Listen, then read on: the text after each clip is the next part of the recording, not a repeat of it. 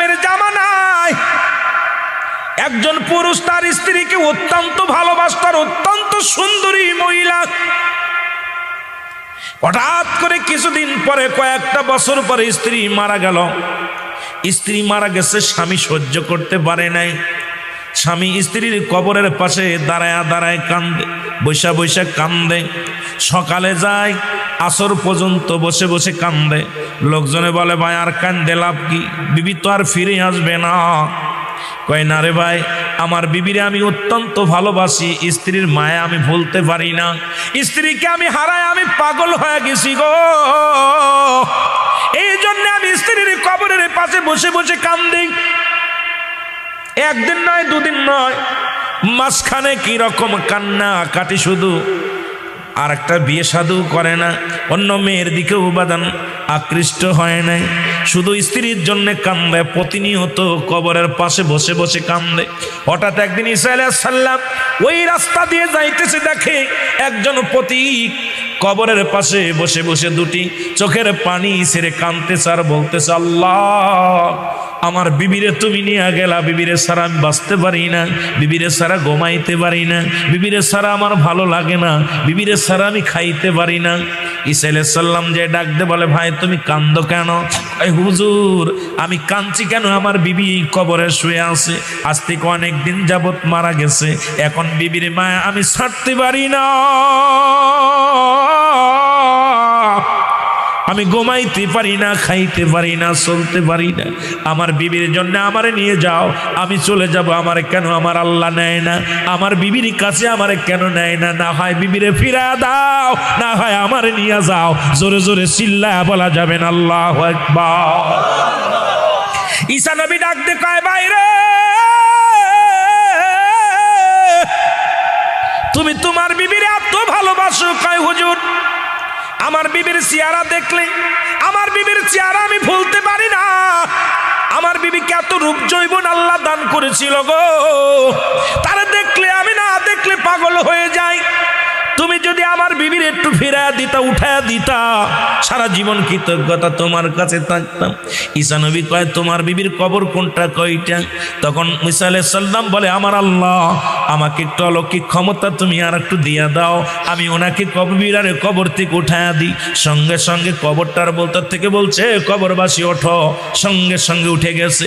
ঈসা আলাইহিস সালাম যখন ডাক দিছে, কবর থেকে উঠছে, উঠলে দেখে একটা বেটা মানুষ, তার নাক মুখ দিয়ে আগুন বাইর হচ্ছে, মাথা দিয়ে আগুন বাইর হচ্ছে, কান দিয়ে আগুন বাইর হচ্ছে, চোখ দিয়ে আগুন বাইর হচ্ছে, গাল দিয়ে আগুন বাইর হচ্ছে, পুরো দেহটার মধ্যে মুসলমান সাপ জড়ায় রয়েছে। ঈসা আলাইহিস সালামকে দেখা পর শুনে চিনে ফেলেছে, বলছে লা ইলাহা ইল্লাল্লাহু ঈসা রূহুল্লাহ। আপনি ঈসা নবী, জোরে জোরে চিল্লায় বলো মারহাবা। ঈসা আলাইহিস সালাম ডাক দে কয়, ঈসা আলাইহিস সালাম ডাক দে কয়, বাইরে এ তো একটা পুরুষ মানুষ, তুমি বললা মহিলা, তুমি বললা তোমার স্ত্রী কবরে শুয়ে আছে, এই যে দেখি একটা মহিলা। এখন বেটা কয়, হুজুর ভুল হয়ে গেছে, ওটা আমার কবর না, আমার বিবির কবর না, পাশেরটা আমার বিবির কবর। ও মুসলমান শুনে নাও, এবার ঈসা আলাইহিস সালাম ওই লোকটা যখন ঈসা আলাইহিস সালামের ঈমান আনছে, ঈসা আলাইহিস সালামের উপর ঈমান আনছে, সঙ্গে সঙ্গে তার কান থেকে আগুন বেরোনো বন্ধ হয়ে গেছে, গাল থেকে আগুন বেরোনো বন্ধ হয়ে গেছে, বাজান জবান দিয়া গাল দিয়া সব জায়গা দিয়া আগুন বেরোনো বন্ধ হয়ে গেছে, সাপগুলো তারে ছেড়ে দিছে। বেঈমান হয়ে মারা গেছিল, ইমানদার হয়ে আবার কবরে গেছে। জোরে জোরে চিল্লা বলা যাবেন আল্লাহু আকবার। এবার ঈসা আলাইহিস সালাম আবার কবরের পাশে দাঁড়া ডাক দিয়ে বলে, মালিক তুমি আমারে আবার একটু পাওয়ার দাও। ঈসা আলাইহিস সালাম আবার ওই মহিলার কবরের পাশে ডাক দে বলে, এ মেয়ে ওঠো, কবর থেকে ওঠো। সঙ্গে সঙ্গে কবর থেকে উঠে আসছে, দেখে একদম বাজান পরি, অনেক সুন্দর চেহারা, এখন সুন্দর চেহারালা মহিলা পেয়ে বলে, হুজুর এটাই আমার স্ত্রী। কয়ে, যাও তোমার স্ত্রীকে নিয়ে চলে যাও, তোমার স্ত্রীকে পায়া তুমি খুশি হয়েছ। ও মুসলমান শুনে নাও, স্ত্রী কি করলো? এবার উঠা পরে ঈমান নিয়ে মারা গিয়েছিল। অনেক মুসলমান গভীর মনোযোগ শুই না লাও, এ দুনিয়ার মানুষ শুনে নাও, স্ত্রীকে যখন সঙ্গে সঙ্গে দিলেন, বলে যাও তুমি নিয়ে বাড়িতে চলে যাও, বাড়িতে যা। বিবিরে কয়, বিবিরে আমি আজ কটা দিন তোমার কবরের পাশে কাঁদতে কাঁদতে বড় ক্লান্ত হয়ে গেছি, একটু আমার রেস্টের দরকার, আরামের দরকার। বিবিরে বলছে, বিবিরে তোমার উরুতের পর আমি মাথা রাখবো, আমার মাথাটা একটু মাথার মধ্যে হাত বোলায়া দাও, আমি ঘুমায়া যাব। বিবি মাথার মধ্যে হাত বোলায়া দেয়, আর ওই লোকটা ঘুমায়া গেছে, ঈসা নবীর উম্মত ঘুমায়া গেছে। বাবারে গমের মধ্যে যখন এমন গম ঘুমাইছে, 2টা দিন শুধু গমের মধ্যে আছে, ক্লান্ত হয়ে গেছে। এমন সময় এক রাজপুত্র ওই বাড়ির ওই রাস্তা দিয়ে আগমন করতেছিল। ওই রাজপুত্র ওই মহিলাটাকে দেখে পাগল হয়ে গেছে, মহিলাও রাজপুত্রকে দেখে পাগল হয়ে গেছে। আস্তে আস্তে করে স্বামীর মাথাটা নিচেই রেখে রাজপুত্রের কয়, আই লাভ ইউ, কথা বুঝেননি, আমি তোমার ভালোবাসি। আনা ওই বুকা ইন্না দ্বারা সুকা, আনা ওই বুকা ইন্না সাকা সাকা, আমি তোরে ভালোবাসি। এরে বাবা শুই না, স্বামীর মাথাটা নিচেই রেখে সঙ্গে সঙ্গে রাজপুত্রর সঙ্গে রওনা দিয়ে চলে গেছে একটা ঘোড়া করিয়া। এবার লোকটা 2 দিন পরে গম ভাঙছে, গম ভাঙ্গিয়া দেখে রে বিবি নাই, পাশে বিবি নাই, পাগল হয়ে গেছে। আর এত সাধনা করে বিবিরে আমি আনলাম গো, কত সাধনা করে আমি কান্নাকাটি করতে করতে বিবিরে পাইলাম ফেরত। আমার বিবি গেল কই, বিবি গেল কই, পাগল হয়ে গেছে। বিবিরে খুঁজতে খুঁজতে পাইলেন না। হঠাৎ করে দেখলো ঘোড়ার পায়ের দাগ, চিন্তা করে নিশ্চিত কোনো ঘোড়া এসেছিল, সেই ঘোড়া নিয়ে গেছে। পায়ের দাগ দেখতে দেখতে, ঘোড়ার পায়ের খুরের দাগ দেখতে দেখতে চলে গেলেন। যায় দেখে রাজমহলে, বিবি রাজমহলের মধ্যে বাদী হয়ে বসে আছে। এবার যায় লোকটা যায় বলে, এ দাদা, বলে হুজুর এটা আমার বিবি, আপনি আমার বিবি আনছেন কেন? আমার বিবিরা কেন আনছেন? এটা তো আমার বিবি। বিবি কয়, না আমি রাজার বাদী। আল্লাহু আকবার বলেন। বিবি অস্বীকার করে, স্বামীরা তুমি আমার স্বামী স্ত্রীর পরিচয় দাও। তুমি কে গো? আমি তোমারে চিনি না, আমি তো এই রাজার বাদী। রাজা বলে, তুমি কারে বিবি বলো? কয় হুজুর এটা আমার বিবি। কয় মহিলা রে বলো তুমি পুরুষটা যা বলছে সত্য কি না? কয় না না সত্য বলে নাই, উনি আমার স্বামী না, আপনি আমার আমি আপনার বাদী, আপনার গোলাম আমি। সঙ্গে সঙ্গে বাদামরে রাজা বললেন, ওকে কি করো, দুনিয়া থেকে বিদায় করে দাও। ও মুসলমান শুনে নাও, সঙ্গে সঙ্গে জল্লাদেশে তার গর্দানটা কেটে দিলেন এবং মহিলাটাও মারা গেলেন, পুরুষটাও মারা গেলেন। দুইটায় দুনিয়ার প্রেমের সুন্দরী প্রেমের পড়িয়া দুজনই ঈমান হারা হইয়া দুনিয়া থেকে বিদায় নিল। জোরে জোরে চিল্লা বলা যাবে না নাউজুবিল্লাহ। এরে দুনিয়া আজকে খেলার পুতুল। ও দুনিয়ার মুসলমান শুনে নাও, ইয়া দ্বারা আমরা বুঝতে পারি আজকে মেয়েদের পাল্লাই পড়িয়া, দুনিয়ার প্রেমে পড়িয়া, সংসারের প্রেমে পড়িয়া আজকে আমরা দুনিয়ার লোভে আমাদেরকে খেয়ে ফেললো। আমার আল্লাহ বলে, কুল্লু মান আলাইহা ফান, এই দুনিয়া সবকিছু চূর্ণ বিচ্ছিন্ন হয়ে যাবে। এই দুনিয়ার মধ্যে কিচ্ছু বলতে কিচ্ছু যেদিন থাকবে না। ও দুনিয়ার মুসলমান শুনে নাও, আজকে নারীর প্রেমে পড়িয়া সংসার শেষ। আজকে 14ই ফেব্রুয়ারি গতকাল গেছে বাবা। আজকে নারীর প্রেমে রাত জাগো, নারীর প্রেমে ঘুষ খাও, নারীর প্রেমে সুদ খাও, বিবিকে খুশি করার জন্য সুদ খাও, বিবিকে খুশি করার জন্য তুমি ঘুষ খাও, বিবিরে খুশি করার জন্য তুমি জার্নি করো, নিয়ে বেড়াও, মার্কেটে মার্কেটে ঘোরাও।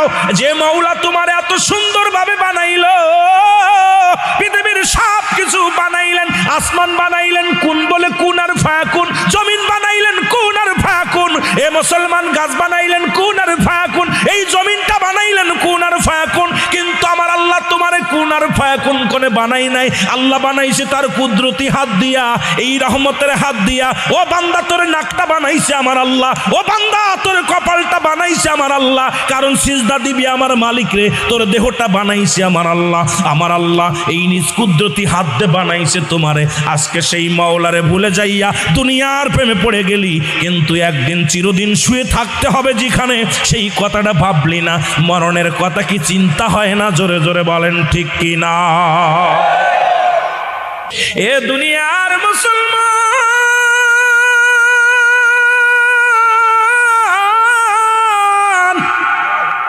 পৃথিবীর মধ্যে আসার একটা সিরিয়াল আছে গো, যার কোনো সিরিয়াল নাই।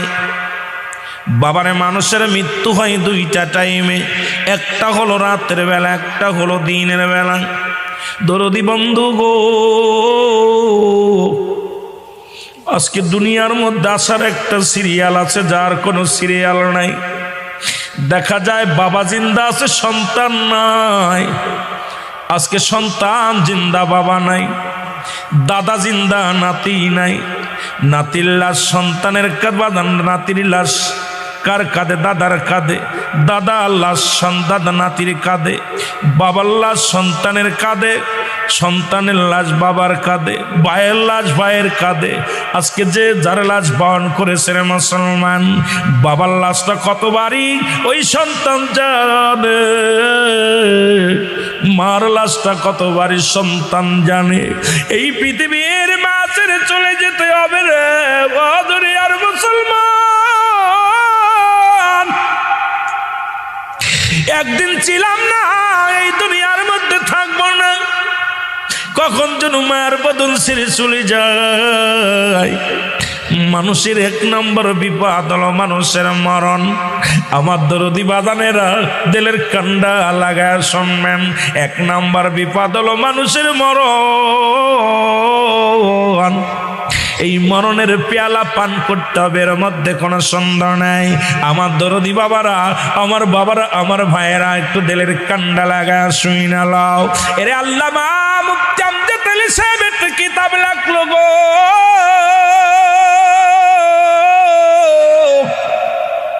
এই কিতাবের মধ্যে লিখলেন, দুনিয়ার মানুষ শুনে নাও, মানুষের সহজ মৃত্যুটা হলো 70টা তাজা উটের গায়ের চামড়া জবাই না করিয়া উল্টো দিকে টান দেয়, লবণ আর মরিচ লাগা দিলে যতটুকু যন্ত্রণা হয়, এর চাইতে 70 গুণ যন্ত্রণা হলো একটা সাধারণ মৃত্যু।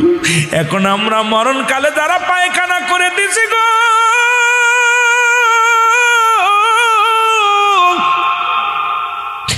মরণকালে যারা প্রসাব করে দিচ্ছে, মরণের সময় যাদের জিহ্বা বাইর হয়ে গেছে, মরণের সময় অনেকেই প্রসাব পায়খানা করছে, চোখ দুটা বড় বড় হয়ে গেছে, তাদের মরণটা কত কঠিন হয়েছে। আল্লাহর দরবারে কানবেন আর ডাকতে বলবেন, আমার আল্লাহ আমাদের মরণটা তুমি সহজ করে দাও, আমাদের মৃত্যুটা তুমি সহজ করে দাও। জোরে জোরে চিল্লা বলা যাবে না আল্লাহু আকবার। আমার মরণ আসিবে কখন কেউ তো জানি না, আমার মরণ এই আমি চলে যাব, আমায় তোমরা ভুইলা যাইও না, আমি চলে যাব, আমার মরণ আসিবে কখন কেউ তো জানি না, আমার মরণ আসিবে। এই পৃথিবী চিরদিন থাকার জায়গা নয়, অন্ধকার কবর যে তোমার আসল ঠিকানায় রে মানুষ, অন্ধকার কবর যে তোমার আসল ঠিকানা। ডানে বামে মাটি আমার মাটির বিছানা, ডানে বামে মাটি। এ দুনিয়ার মুসলমান,